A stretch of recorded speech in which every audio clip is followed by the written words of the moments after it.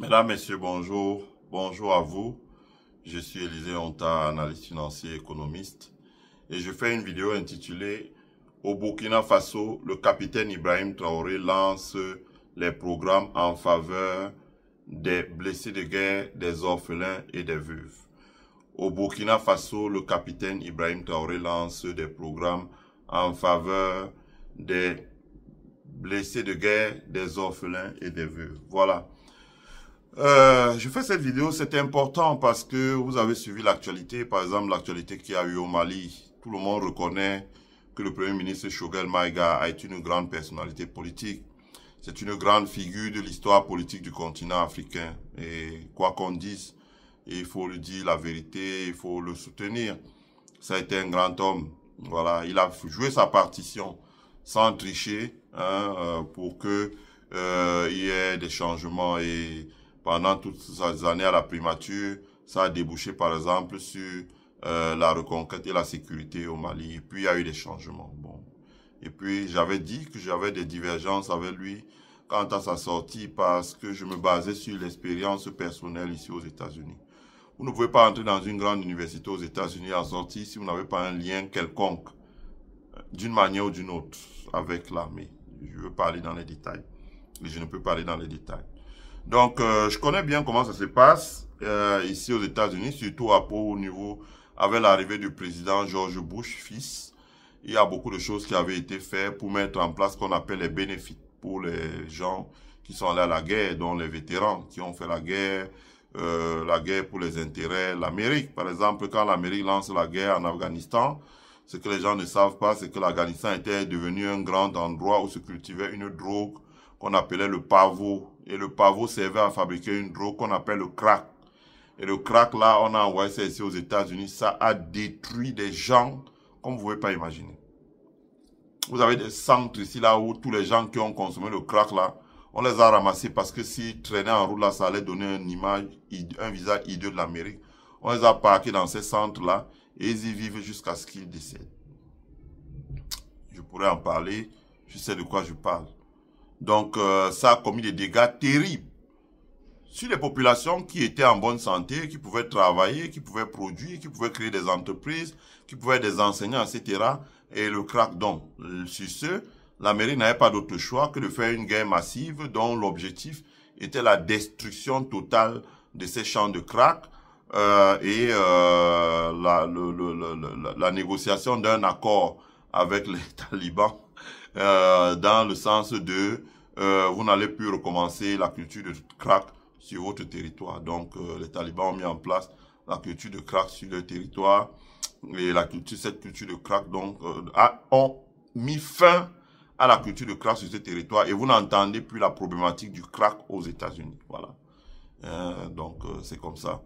Donc vous avez des gens qui sont allés en Afghanistan, qui sont morts, qui ont perdu la vie, qui ont perdu un pied, qui ont perdu un bras, qui ont perdu un œil, parfois même les 2 yeux, qui ont été brûlés au 3e degré, qui ont perdu la mobilité totale, etc., etc. Et là-dedans, l'État ne peut pas passer ça comme ça par perte et profit. L'État doit agir, ici aux États-Unis en tous les cas, ils ont ce qu'ils appellent les bénéfices. Quand vous allez en guerre, l'État continue à payer votre loyer et votre maison et votre salaire reversé dans votre compte free of tax. Ça veut dire que ça ne paye pas les impôts. Si vous êtes payé par exemple 6 000 $ par mois, ça veut dire 72 000 $, vous payez que dalle d'impôts. Et si la guerre dure 5 ans, quand vous rentrez la guerre, on calcule, ça fait 720 000, ça fait 360 000 $. Vous les avez. Hein? En plus, vous n'avez pas payé le loyer, etc., etc. Votre famille est prise en charge par l'État. Et si jamais vous mourrez, votre père et votre mère deviennent Golden Father, Golden Mother. Ils ont beaucoup d'avantages qui vont avec. C'est de ça que j'ai le département de vétérans d'affaires aux États-Unis. Ils ont beaucoup d'avantages. Hein? Ils ont beaucoup d'avantages parce qu'ils ont sacrifié un enfant pour la défense de la sécurité et des intérêts de l'Amérique dans le monde. Voilà. Donc, j'avais dit à l'époque que le Premier ministre Choguel ne devait pas aller comme ça là, dire voilà, il faut organiser les élections. Ça, c'est un charabia qu'on entend sur les médias comme RFI, etc., etc., etc. Et France 24, etc. C'est pas ça le plus important. Le plus important, c'est ramener la sécurité sur le territoire. c'est de reconstruire un système sécuritaire qui permet de prévenir toutes les menaces dans les États du Sahel. Vous ne pouvez jamais avoir la paix au Sahel avec tant de richesses sur votre sous-sol tant que vous n'avez pas mis en place des armées capables de défendre vos pays et des systèmes sécuritaires capables de vous prévenir. Par exemple, les satellites qui permettent de collecter les données, de géolocaliser, d'écouter, etc., etc. Vous ne pouvez pas si vous n'avez pas ça. Cela veut dire que face à la crise sécuritaire, au Mali, au Burkina, au Niger, beaucoup d'enfants sont morts. Beaucoup d'enfants sont morts. Le père Choguel Maïga. On t'aime beaucoup, mais beaucoup d'enfants sont morts. Ils sont morts au front. Ils ont donné leur vie, ils ont donné leur sang pour pouvoir préserver l'intégrité territoriale du Mali, du Burkina, du Niger. Morts, je dis bien morts, enterrés. Ça veut dire que vous mourrez en brousse, là, on vous enterre dans un endroit et on fait un marquage. Donc, il y a beaucoup de choses à faire. Demain, il faudra construire un cimetière militaire. Demain, il faudra recenser les parents qui ont perdu leurs enfants. Dans un continent africain où il n'y a pas de sécurité sociale, il n'y a pas... au sens où on l'entend, je dis, au Cameroun, vous avez 700 000 travailleurs pour avoir le truc. C'est une population active de près de 30 millions, de près de 25 millions. Si vous avez 700 000 travailleurs, ça représente combien qui ont... Et même la retraite, là, c'est combien? C'est moins de 100 000. Alors qu'un parent qui a 4 enfants qui travaillent à l'étranger, si les parents là lui envoient seulement 75 000, hein, ça veut dire que $150, le parent là se retrouve avec 300 000. Il vit nettement mieux que les gens qui ont travaillé toute une vie pendant 40 ans pour l'État et qui à la retraite se voient remettre 75 000. Qu'est-ce que ça vaut en termes de pouvoir d'achat?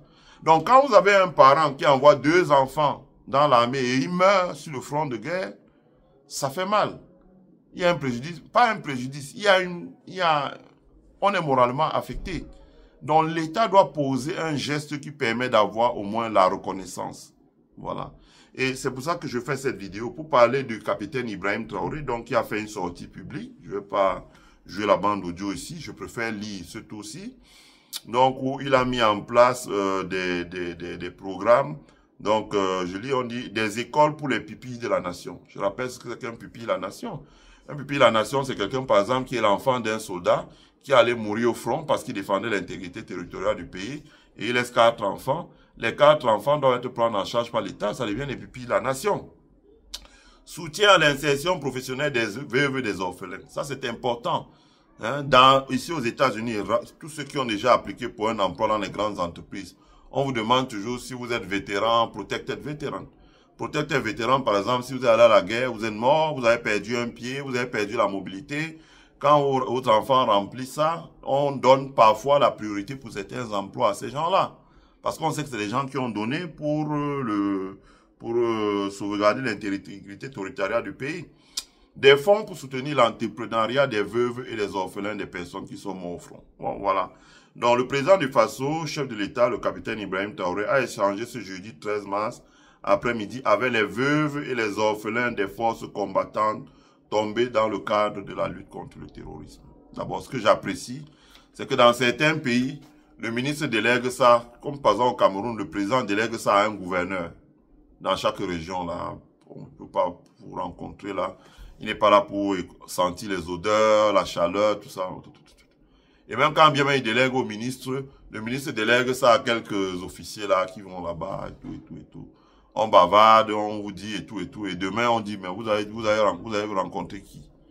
Non, il n'y a rien de bon qui sort. Ici, là, on vous dit, le capitaine a rencontré les gens face à face. Donc, face à face. Donc, on dit, ces moments d'échange qui ont marqué la clôture de la conférence nationale organisée par l'Agence de soutien aux veuves et orphelins victimes de guerre ont permis au chef de l'État de faire le point des préoccupations. Et il a dit qu'il y aura l'autonomisation des veuves, l'harmonisation des textes dans le cadre des prises en charge des veuves et des orphelins dans les différents corps des forces de défense et de sécurité, la prise en charge psychologique et sociale, c'est important, la prise en charge des pupilles de la nation sont autant de préoccupations soulevées par les participants et dont le capitaine Ibrahim Traoré a promis que ce sera mis en place. Voilà. On ne dit pas qu'il a mis en place, mais on dit qu'il a rencontré les gens dans le cadre d'un dialogue. Il a recueilli, donc ils vont travailler à mettre les textes en place. Et quand les textes seront ficelés, donc ça va passer à l'Assemblée nationale, au Conseil des ministres, adopté en Conseil des ministres, ça va passer à l'Assemblée nationale, ce qu'ils appellent le Conseil national de transition. Ce sera voté et ce sera pris en compte. Si vous voulez, c'est important que le capitaine Ibrahim Traoré le fait, parce que jusqu'à présent, il y avait une vidéo que je n'avais pas vue. Quelqu'un me l'a envoyé. La vidéo, c'est une vidéo de François Bénéwende Sankara. Alors, ceux qui suivent ma page savent qu'un temps, la photo de François Bénéwende Sankara était ma photo de profil. Parce que François Bénéwende Sankara, d'abord, il est sankariste. J'ai un fort attachement, disons, affectif pour Thomas Sankara. Ça n'existe pas une ville au Cameroun, il n'y a pas un Thomas Sankara. Bébé né à qui on a donné le nom Thomas Sankara, ça n'existe pas dans toutes les villes du Cameroun. Donc, Bénéwende Sankara, donc, vous vous rappelez, c'est le monsieur qui, lorsqu'il y avait la chute de Blaise Compaoré, était dans les routes, dans la rue, il courait avec le drapeau, il avait des jeunes qui étaient autour de lui pour le protéger. Donc, c'est ça un leader. Ça veut dire que quand ça se passe, c'est pas comme les leaders camerounais. Quand ça se passe, ils se taisent, et dès que c'est fini, allez, ils sortent voir les jeunes. Non, c'est moi qui vais aller parler pour vous. C'est moi qui vais aller parler pour vous. Et dès qu'il vient, il s'assoit là, il négocie plutôt son argent, les postes, les marchés et tout, et tout, et tout. Et après, c'est même lui qui vous dénonce. J'ai vu comment ça s'est passé en 2008 au Cameroun. C'est eux qui vous dénoncent. Ils disent que bon, vous voyez, moi je prends mon argent, mais comment je vais faire des têtes? Et on dit, bon, tu nous dis où il est, on va finir avec eux et puis on passe à autre chose. Bénéwende Sankara était dans la rue. Et dans la vidéo, j'ai retrouvé Bénéwende Sankara qui dit que c'est eux, avec le président Roch Kaboré, qui ont voté la loi qui instituait les VDP. Et il était dans la rue en disant, voilà, moi, je viens avec les militants de mon parti, dont beaucoup, je leur demandais de s'enrôler dans l'armée pour être VDP, c'est-à-dire volontaire pour la défense de la patrie. Ça existe dans tous les pays qui ont fait la guerre. Ici, aux États-Unis, ça existe. Moi, la chose qui m'a frappé aux États-Unis, j'arrive, il y avait l'incendie dans une grande tour dans la ville. Et moi, j'ai vu des gens qui roulaient dans des grosses voitures, hein, garer les grosses voitures, mettre les warnings, descendre, aller dans leur mal arrière, sortir toute une combinaison, s'habiller, c'était comme des pompiers. C'était marqué US Marines, machin, tous les grands corps de l'armée là. Et ils se joignaient aux pompiers, et le chef pompier leur montrait le plan en disant voilà ce qu'on attend, etc. Et ils se joignaient aux pompiers dans les équipes. Tout immédiatement, ils montaient dans la tour pour pouvoir maîtriser l'incendie et maîtriser et limiter les dégâts le maximum possible. C'est parce que l'armée, c'est un endroit où on forme les gens. Donc moi, j'en sais quelque chose, mais comme je dis, je ne peux pas parler de ça là. L'armée, c'est un endroit où on forme les gens. L'armée, c'est un endroit où on prépare les gens au leadership. Donc, le pays qui était en danger, le gouvernement burkinabé a utilisé les VDP, au moins pour la collecte du renseignement, au moins pour la défense des endroits qu'on a récupérés, au moins pour la veille, pour guetter, pour suppléer l'armée. On appelle ça des supplétifs, pour suppléer l'armée. Donc, j'ai vraiment apprécié à sa juste valeur le fait que Bénéwende soit venu avec ses militants et dit voilà, j'ai encouragé mes militants à rentrer dans le contingent, à rejoindre l'armée pour lutter, pour libérer le pays. De la même manière aussi que j'ai apprécié le président Roch Kaboré, vous voyez, malgré qu'il soit parti du pouvoir, vous ne l'avez pas entendu faire des déclarations. Il est resté dans le silence. Je suis persuadé, connaissant comment ça se dirige un pays, qu'il est consulté, voilà. Donc, à partir du moment où le pays est déjà libéré à un certain taux, donc 30, 75, 70, 75, bientôt 80%, c'est normal aussi que au niveau et que par exemple le capitaine Ibrahim Traoré sent que la situation est sous contrôle et qu'il n'y aura pas de revers parce que peut-être les gens là sont affaiblis, les gens qui mènent l'insécurité sont affaiblis. C'est normal qu'ils puissent commencer à mettre en place des programmes pour pouvoir réparer la casse sociale parce qu'une guerre, ça a un coût social très élevé. Les blessés, les gens qui perdent une main, qui perdent les deux mains, les gens qui sautent sur une mine, ils perdent les deux pieds. Ils perdent un pied. Il faut leur donner une prothèse à vie. Et il y a énormément de casse. Donc, il est temps aussi qu'ils commencent à dialoguer avec les orphelins, dialoguer avec les veuves, pour commencer à entrevoir la réparation de la casse sociale qu'il y a eu au Burkina Faso, en termes de coûts humains, des personnes qui ont perdu la vie, etc., etc. Donc, je souhaitais parler de ça parce que ça permet aussi de démontrer aux gens, aux aînés comme les Jean-Baptiste Placard qui vont monter sur RFI et raconter des bobas, etc., etc. J'aimerais qu'il vienne, qu'il aille sur le terrain, hein, un peu comme on a fait à Blasé au Drago. Quand il a parlé à beaucoup de condescendance, on l'a envoyé sur le terrain. Et depuis que l'humain a vu comment ça se passe, j'ai aimé le vox pop de la RTB qui a donné la parole à des Burkinabés dans la rue. Ils ont dit, on demande qu'est-ce que vous pensez du fait qu'on a pris à Blasé au Brago, on l'a enlevé chez lui pour l'envoyer au front. Et je pense que c'est bien parce que peut-être quand il va aller là-bas, il va voir ce qui se passe vraiment là-bas. Quand il va rentrer ici à Ouagadougou, il va plus parler comme ça. Effectivement, on l'a vu. La vidéo, je l'avais partagée suffisamment sur mon mur en tenue militaire, tenant une arme, avec des rangers aux pieds. Et il a été sur le terrain. Je pense que quand il est rentré, il a compris la difficulté qu'il y a sur le terrain. La guerre, c'est dangereux. Vous pouvez mourir à tout moment. Vous pouvez être dans un véhicule, vous sautez sur une mine. Vous pouvez être à pied, vous sautez sur une mine. On peut faire un tir d'obus, ça tombe là où vous êtes placé, c'est votre mort. Et vous pouvez mourir à tout moment. Vous pouvez être encerclé par l'ennemi et bousillé. Vous pouvez mourir à tout moment. Vous pouvez être le guetteur et quelqu'un qui tire, vous cible et tire uniquement sur vous. Vous tombez là de mort, même si on va le tuer après. Donc la guerre, c'est dangereux. C'est dangereux. Il y a des blessés de guerre. Il y a des gens qui meurent.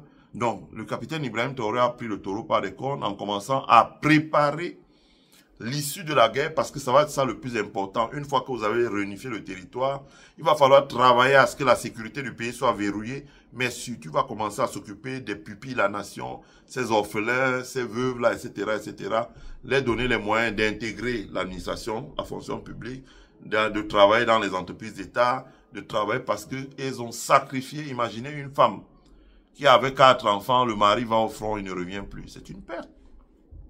C'est une perte. Si elle n'est pas soutenue par l'État, c'est grave. Donc, c'était le sens de ma vidéo. J'espère qu'il n'y a pas la polémique là à l'intérieur. Et tous nos encouragements aux autorités du Burkina Faso qui mettent tous les moyens en place vraiment pour réduire la souffrance de ces populations-là, le stress moral, et puis encore beaucoup de choses. Parce que quand la guerre finit un jour, il faudra créer un cimetière militaire. Essayez d'imaginer, parce que quand vous êtes à la guerre, là, vous mourrez 17, on vous enterre dans la brousse, là. Hein. Il va falloir peut-être l'armée dans les rapports qu'on fait, on dit, bon, ils sont à un tel endroit, on les a identifiés, c'est tel. Un jour, peut-être, il faudra aller exhumer les corps, mettre dans un cercueil, venir enterrer dans un cimetière militaire, parce que quand, pour une guerre qui dit 10 ans, la casse est énorme. Donc, tous nos encouragements aux autorités de Burkina Faso, voilà. Ma présentation s'achève ici. Je vous souhaite à tous et à toutes de passer une agréable journée, une agréable semaine. Restez scotchés sur notre chaîne, car ici, le meilleur est à venir. Bye.